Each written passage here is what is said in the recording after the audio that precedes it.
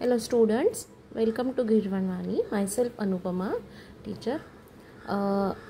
इथे आता हा पहिला पाठ आहे आपला 8th स्टँडर्डसाठीचा परिचय. परिचयमध्ये इथे इंट्रोडक्शन दिलेलं आहे. इथे म्हणत आहे, आपण बघू शकता एका मुलाचं आणि मुलीचं चित्र आहे. मग आपण जसा परिचय देतो त्या प्रकारे त्यांनी इथे संस्कृतमध्ये दिलेला आहे. मुलगा काय म्हणत आहे, अहम छात्रः. अहम म्हणजे मी. संस्कृतमध्ये प्रथम पुरुषवाचक सर्वनाम आहे अहम हे. अहम छात्रः, छात्र म्हणजे student. I am a student, मी विद्यार्थी आहे. तसेच पुढचं प्रथम पुरुषवाचक सर्वनाम जे आहे मम. तुम्हाला नंतर टेबल्स आहेत शिकण्यासाठी, तर त्यामध्ये तुम्हाला ही सगळी विभक्ती रूपं येणार आहेत. विभक्ती म्हणजे काय याबद्दलही नंतर आपल्याला व्याकरणमध्ये शिकता येणार आहे.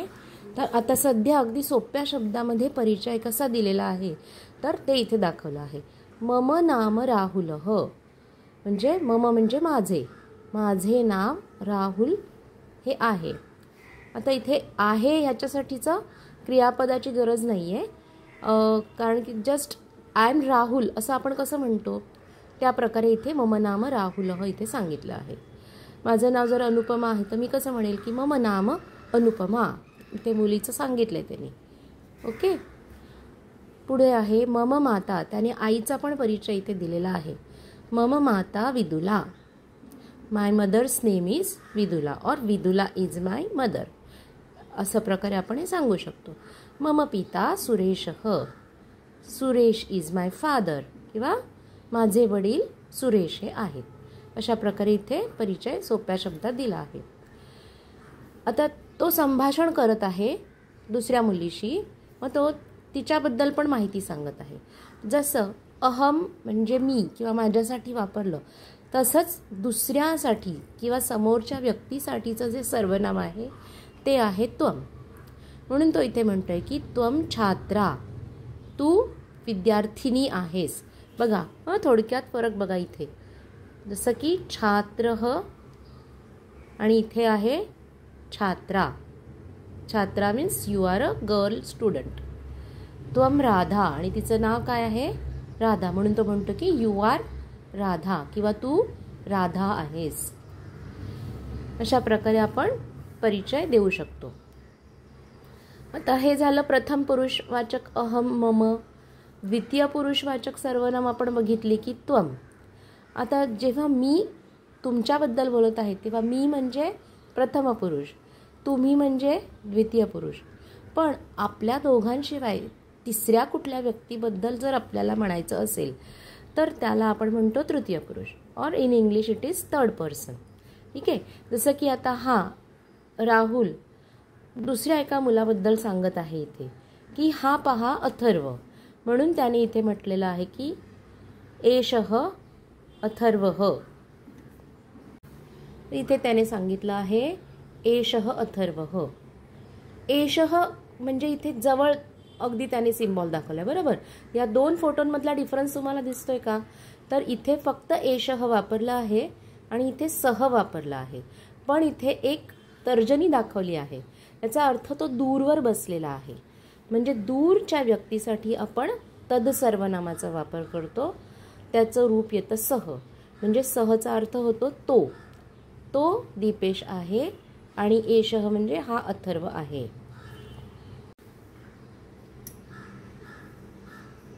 एषः म्हणजे हा, और we can say in English दिस.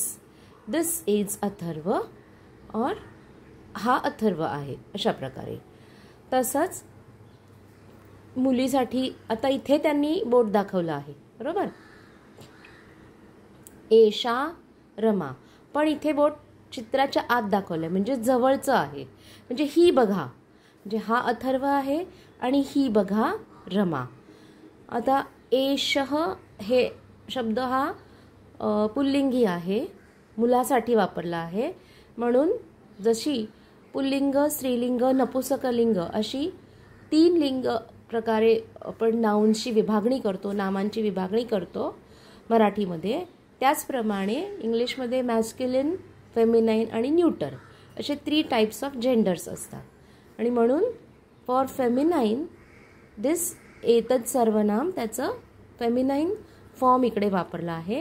हे सगळं तुम्हाला नंतर भाषासूत्रामध्ये येईल. तर सध्यापुरतं एवढं लक्षात ठेवायचं की एषः म्हणजे हा, एषा म्हणजे ही. ओके, ही आहे रमा.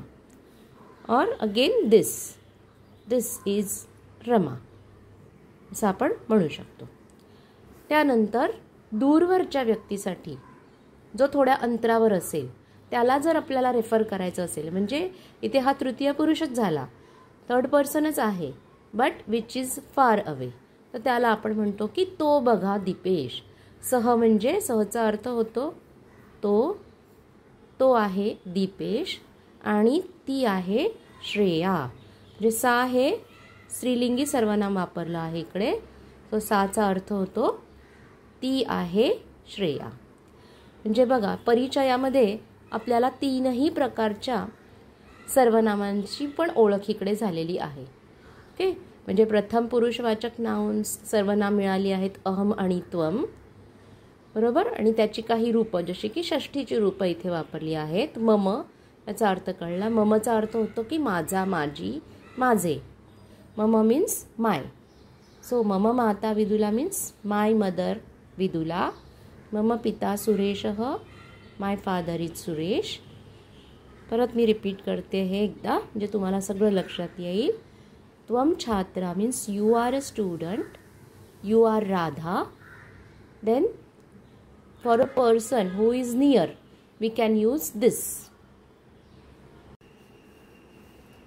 म्हणून इथे मग म्हटलं आहे की एषः अथर्वः म्हणजे दिस इज अथर्व. एषा रमा, दिस इज रमा किंवा ही आहे रमा. आणि दूरवरच्या व्यक्तीसाठी आपण वापरतो सह किंवा तो किंवा दॅट इज दीपेश, है ना. तो दीपेश आहे आणि इकडे ती आहे श्रेया. दूरवरती असा पॉईंट केलेला आहे म्हणून. तर अशा प्रकारे इथे इंट्रोडक्शन किंवा परिचय हा पाठ पूर्ण झालेला आहे. तर व्हिडिओ आवडला असेल तर नक्की लाईक करा, शेअर करा आणि चॅनलला अजून सबस्क्राईब केलं नसेल तर सबस्क्राईब करा, म्हणजे नेक्स्ट व्हिडिओ तुम्हाला लगेच कळेल बेल आयकॉनवर हिट केल्यावर.